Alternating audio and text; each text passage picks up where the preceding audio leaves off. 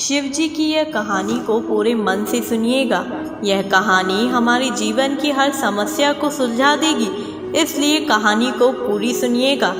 एक था भिखारी। रेल सफ़र में भीख मांगने के दौरान एक सूट बूट पहने सेठ जी उसे दिखे। उसने सोचा कि यह व्यक्ति बहुत अमीर लगता है, इससे भीख मांगने पर यह मुझे ज़रूर अच्छे पैसे देगा। वह उस सेठ से भीख मांगने लगा। भिखारी को देखकर उस सेठ ने कहा, तुम हमेशा मांगते ही हो, क्या कभी किसी को कुछ देते भी हो? भिखारी बोला, साहब मैं तो भिखारी हूँ, हमेशा लोगों से मांगता ही रहता हूँ। मेरी इतनी औकात कहाँ कि किसी को कुछ दे सकूँ। सेठ, जब किसी को कुछ दे नहीं सकते तो तुम्हें मांगने का भी कोई हक नहीं है।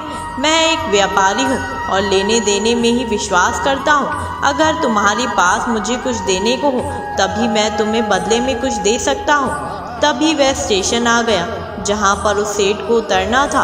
वह ट्रेन से उतरा और चला गया। इधर भिखारी सेठ की कही बात को बारे में सोचने लगा। सेठ के द्वारा कही गई बात उस भिखारी के दिल में उतर गई। वह सोचने लगा कि शायद मुझे भीख में अधिक पैसा इसलिए नहीं मिलता क्योंकि मैं उसके बदले में किसी को कुछ दे नहीं पाता हूँ। लेकिन मैं तो भिखारी हूँ, किसी को कुछ देने लायक भी नहीं हूँ। लेकिन कब तक मैं लोगों को बिना कुछ दिए केवल मांगता ही रहूँगा? बहुत सोचने के बाद भिखारी ने निर्णय किया कि जो भी व्यक्ति उसे भीख देगा तो उसके बदले में मैं वह भी उस व्यक्ति को कुछ जरूर दूंगा। लेकिन अब उसके दिमाग में यह प्रश्न चल रहा था कि वह खुद भिखारी है तो भीख के बदले में वह दूसरों को क्या दे सकता है। इस बात को सोचते हुए दिन भर गुजरा, लेकिन उसे अपने प्रश्न का कोई उत्तर नहीं मिला।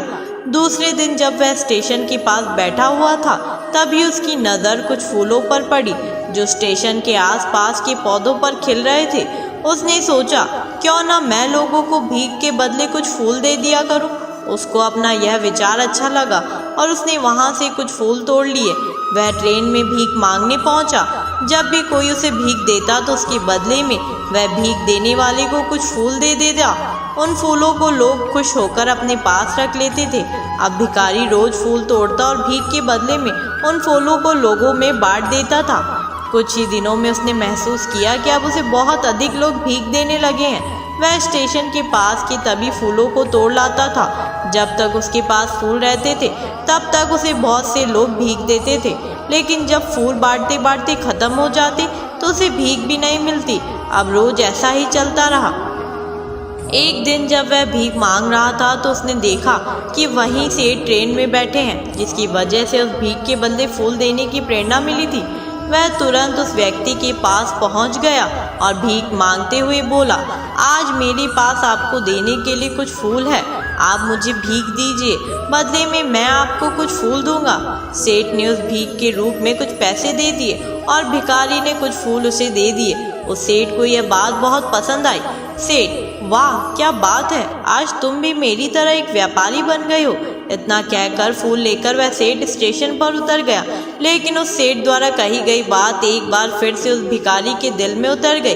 वह बार बार उस सेठ के द्वारा कही गई बात के बारे में सोचने लगा और बहुत खुश होने लगा। उसकी आंखें अब चमकने लगी।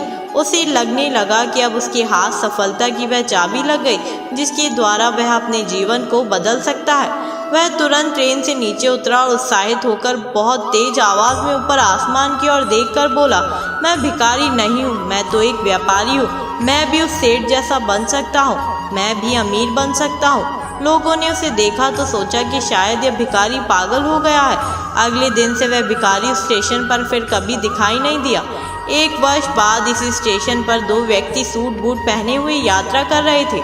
दोनों ने एक दूसरे को देखा तो उनमें से एक ने दूसरे को हाथ जोड़कर प्रणाम किया और कहा, क्या आपने मुझे पहचाना? सेठ, नहीं तो, शायद हम लोग पहली बार मिल रहे हैं। भिखारी, सेठ जी आप याद कीजिए, हम पहली बार नहीं बल्कि तीसरी बार मिल रहे हैं। सेठ, मुझे याद नहीं आ रहा, वैसे हम पहले 2 बार कब मिले थे? अब पहला व्यक्ति मुस्कुराया और बोला, हम पहले भी 2 बार इसी ट्रेन में मिले थे। मैं वही भिखारी हूँ जिसको आपने पहली मुलाकात में बताया था कि मुझे जीवन में क्या करना चाहिए और दूसरी मुलाकात में बताया कि मैं वास्तव में कौन हूँ। नतीजा यह निकला कि आज मैं फूलों का एक बहुत बड़ा व्यापारी हूँ और इसी व्यापार के काम से दूसरे शहर जा रहा हूँ। आपने मुझे पहली मुलाकात में प्रकृति का नियम बताया था, जिसके अनुसार हमें तभी कुछ मिलता है जब हम कुछ देते हैं। लेने देने का यह नियम वास्तव में काम करता है। मैंने यह बहुत अच्छी तरह महसूस किया है, लेकिन मैं खुद को हमेशा भिखारी ही समझता रहा। इससे ऊपर उठकर मैंने कभी सोचा ही नहीं था। और जब आपसे मेरी दूसरी मुलाकात हुई तब आपने मुझे बताया कि मैं एक व्यापारी बन चुका हूँ। अब मैं समझ चुका था कि वास्तव में एक भिखारी नहीं बल्कि व्यापारी बन चुका हूँ। भिखारी ने स्वयं को जब तक भिखारी समझा वह भिखारी रहा। उसने स्वयं को व्यापारी मान लिया, व्यापारी बन गया। हर हर महादेव।